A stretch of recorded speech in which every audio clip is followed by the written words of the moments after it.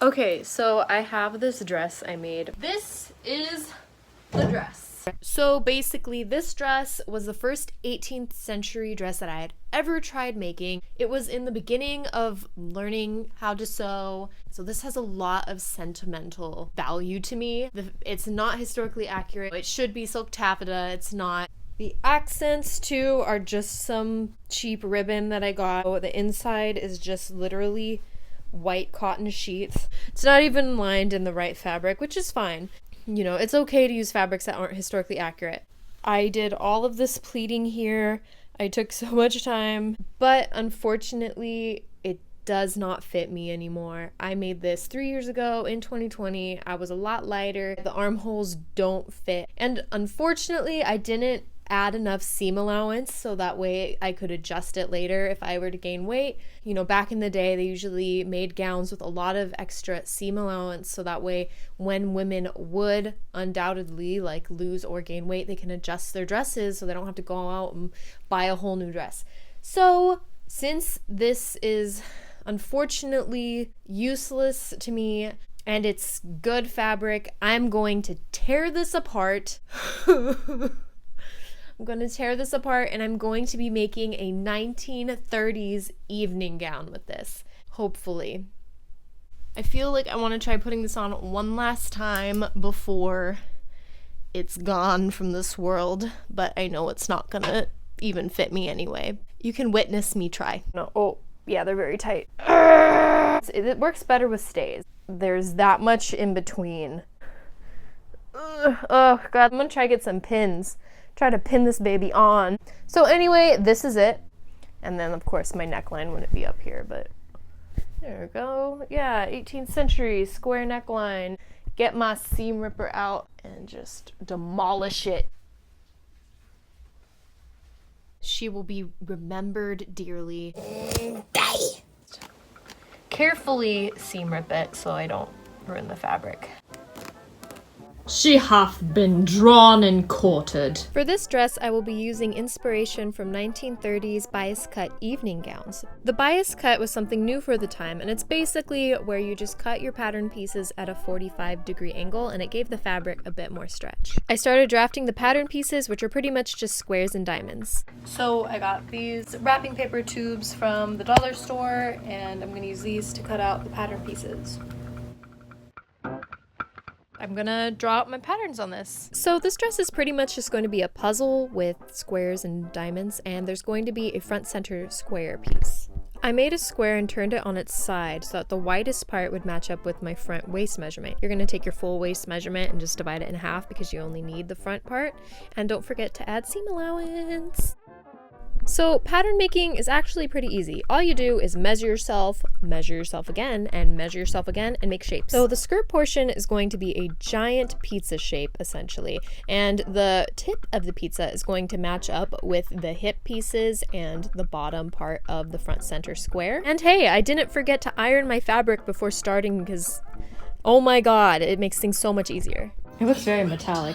Ooh. So I set the pattern down on the fabric. I could fold the fabric over and cut it on the fold, so that way I don't have to flip it over, but this is such a slippery and thin fabric that it's best to just cut it one piece at a time, or not to cut it on the fold because it just will slip back and forth and it won't come out exact. So what I'm going to do is I'm going to cut this side first, then I'm going to just flip it over and cut it on the other side. Ah. High quality filmmaking right here. So the diamond is placed at a 45-degree angle. I mean, this looks like a square, but this will have some stretch to it. This way, there's no stretch. This way, there is some stretch. So it took a while for me to figure out all the top piece measurements, but these are the pieces I came up with. So these are the shapes for the back pattern pieces that I decided on, and I added a center back closure. So the front of the top should match up perfectly with the center front square. They should be the same length, and this little piece here was about 2.5 inches. Now for the hips. I was originally going to make those diamond shapes as well, but I needed some more width in the hip, so I added this curve. They're about 18 inches in length down, and you're going to take your hip measurement and divide it by 4, and you're going to cut this piece out 4 times. Again, this dress is just a geometric puzzle of diamonds and squares. So the back pieces are just the square at the center front, but made into triangles, and you're going to add some seam allowance so that way it fits all together. And you're also going to add some seam allowance for the center back closure. This thing is like putting together a quilt. Okay, so you're gonna put so what I did is I put, the right sides together. So I'm gonna sew the hips together. And I'm only going to sew it to the widest part of the hip because I just know that I'm gonna need to put a gore in there. Hopefully have enough fabric to cut out some side gores to widen this because this just goes in too much. I didn't account for that. I'm going to be making another big pizza shape for the 2 side gourds to add gores, and hopefully I have enough fabric left. I think I just might. Yes, I do. Then I pinned the gores in place to test it and sewed the whole dress together, and all that was left was to finish the hems. I folded the bottom edge about 1/4 inch once, and then fold it over again, and then sewed it down. Okay, so this is the last large piece of fabric I have of this, and I'm gonna try to make some sort of sash.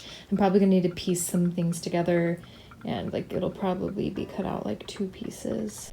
For the straps, I just made them 2 very long rectangles about the width of the ruler. For those 2 pieces, I'm going to fold them in half and then sew them up. And then I'm going to turn them right side out with the turny thingy stick. And then I'm going to sew them down again because this fabric just gets really puffy and slippery. And then for the sashes, I pretty much just made 2 big rectangles, I think about 4 inches in length, sewed them up, turned them right side out, and you have yourself a sash/belt.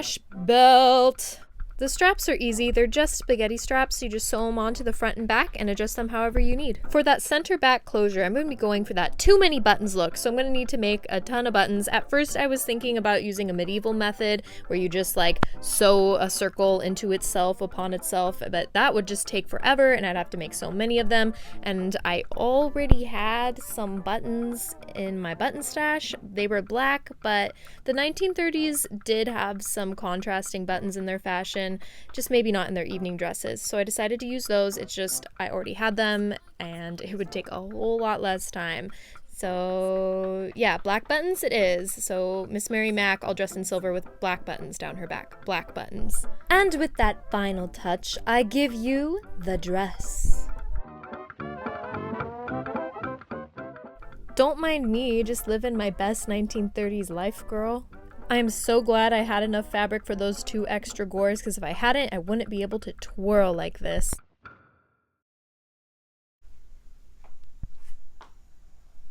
Wow. Nice. I'm so happy that this dress turned out. There were a few moments there where I wasn't sure if it would turn out. This kind of fabric can be hard to work with. It's definitely really slippery. The first time I worked with it, it was hard. I don't even know how I got it to make all those structured shapes for that 18th century gown in the first place, but this is so pretty and I am so happy that it worked out. Wow. This is the best dress I have ever made. Wow.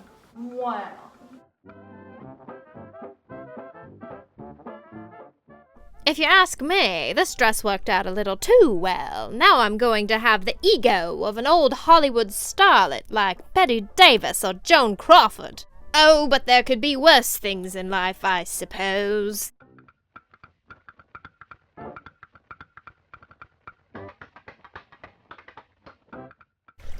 I made this dress with my bare hands.